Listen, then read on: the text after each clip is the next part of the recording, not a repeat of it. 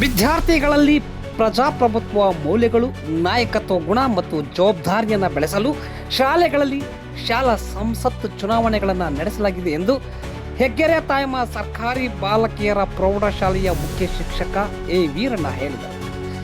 ನಗರದ ಹೆಗ್ಗೆರೆ ತಾಯಮ್ಮ ಸರ್ಕಾರಿ ಬಾಲಕಿಯರ ಪ್ರೌಢಶಾಲೆಯಲ್ಲಿ ಇಂದು ಶಾಲಾ ಸಂಸತ್ತು ಚುನಾವಣೆ ಪ್ರಕ್ರಿಯೆಯಲ್ಲಿ ಚುನಾವಣಾ ಮುಖ್ಯ ಅಧಿಕಾರಿಯಾಗಿ ಭಾಗವಹಿಸಿ ಅವರು ಮಾತನಾಡಿದರು.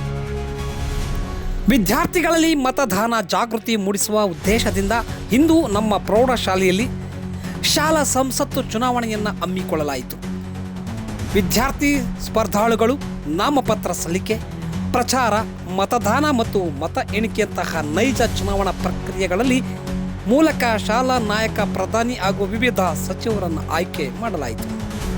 ವಿದ್ಯಾರ್ಥಿ ಜೀವನದಲ್ಲಿಯೇ ನಾಯಕತ್ವ ಮತ್ತು ಪ್ರಜಾಪ್ರಭುತ್ವದ ಮೌಲ್ಯಗಳನ್ನು ಬೆಳೆಸುವುದು ಅತ್ಯಂತ ಅಗತ್ಯವಾಗಿದ್ದು, ಇಂತಹ ಚುನಾವಣೆಗಳು ಭವಿಷ್ಯದ ಉತ್ತಮ ನಾಗರಿಕರನ್ನು ರೂಪಿಸುವಲ್ಲಿ ಸಹಕಾರಿಯಾಗುತ್ತದೆ ಎಂದರು.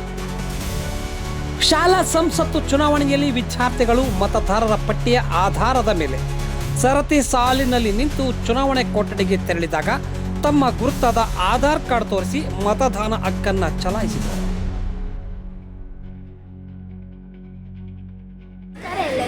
ನನ್ನ ಹೆಸರು ದೃಷ್ಟಿಗಣಪತಿ ಅಂತ. ನಾನು 10ನೇ ತರಗತಿಯಲ್ಲಿ ಓದಿದ್ದೀನಿ. ನನ್ನ ಶಾಲೆಯ ಹೆಸರು ಹೆಗ್ಗೆರೆ ತಾಯಮ್ಮ ತಿಪ್ಪೇಸ್ವಾಮಿ ಬಾಲಕಿಯರ ಸರ್ಕಾರಿ ಪ್ರೌಢಶಾಲೆ ಚಳ್ಳಕೆರೆಯಲ್ಲಿದೆ. ಇವತ್ತು ಖುಷಿಯಾದ ವಿಚಾರ ಏನಂದರೆ, ನಮ್ಮ ಶಾಲೆಯಲ್ಲಿ ಚುನಾವಣೆಯನ್ನು ನಡೆಸ್ತಿದ್ದಾರೆ, ಶಾಲಾ ಸಂಸತ್ ಚುನಾವಣೆಯನ್ನು. ನನಗೆ ಖುಷಿಯಾಗಿರೋಂಥ ವಿಚಾರ ಏನಂದರೆ, ನಾವು ನಿಜವಾಗ್ಲೂ ಹೇಗೆ ಮತದಾನವನ್ನು ಮಾಡ್ತೀವೋ ಅದೇ ರೀತಿಯೇ ಇಲ್ಲಿ ನಮಗೆ ಮತದಾನವನ್ನು ಮಾಡ್ತಿದ್ದಾರೆ.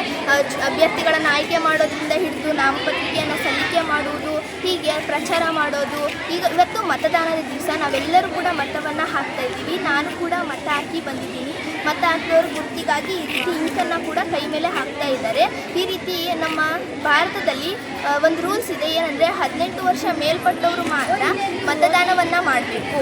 ಆದರೆ ನಮ್ಮ ಶಾಲೆಯಲ್ಲಿ ಇವತ್ತು ನಮಗೆ ಎಲ್ಲರಿಗೂ ಕೂಡ ಮತವನ್ನು ಹಾಕುವಂಥ ಅವಕಾಶವನ್ನು ಕೊಟ್ಟಿದ್ದಾರೆ. ನಿಜವಾಗ್ಲೂ ನೈಜವಾಗಿ ಹೇಗೆ ಮಾಡ್ತಾರೋ ಅಲ್ಲಿ ಮತವನ್ನು, ಅದೇ ರೀತಿ ನಮ್ಮ ಶಾಲೆಯಲ್ಲೂ ಕೂಡ ಮತದಾನವನ್ನು ಮಾಡೋಕ್ಕೆ ಅವಕಾಶ ಮಾಡಿಕೊಟ್ಟಿದ್ದಾರೆ. ನಂತರ ಇಲ್ಲಿ ನಾವು ಅಭ್ಯರ್ಥಿಗಳಿಗೆ ಮತವನ್ನು ಹಾಕ್ತಾ ಇದ್ದೀವಿ. ನಮಗೆ ತುಂಬ ಖುಷಿಯಾದ ಸಂತೋಷವಾದ ವಿಚಾರ ಇದು. ನಮ್ಮ ಭಾರತದಲ್ಲಿ 1955ರಿಂದ ಚುನಾವಣಾ ಆಯೋಗ ಅನ್ನೋದು ಸ್ಟಾರ್ಟ್ ಆಗ್ತಾ ಬಂತು. ಅಲ್ಲಿಂದ ಇಲ್ಲಿವರೆಗೂ 18 ವರ್ಷ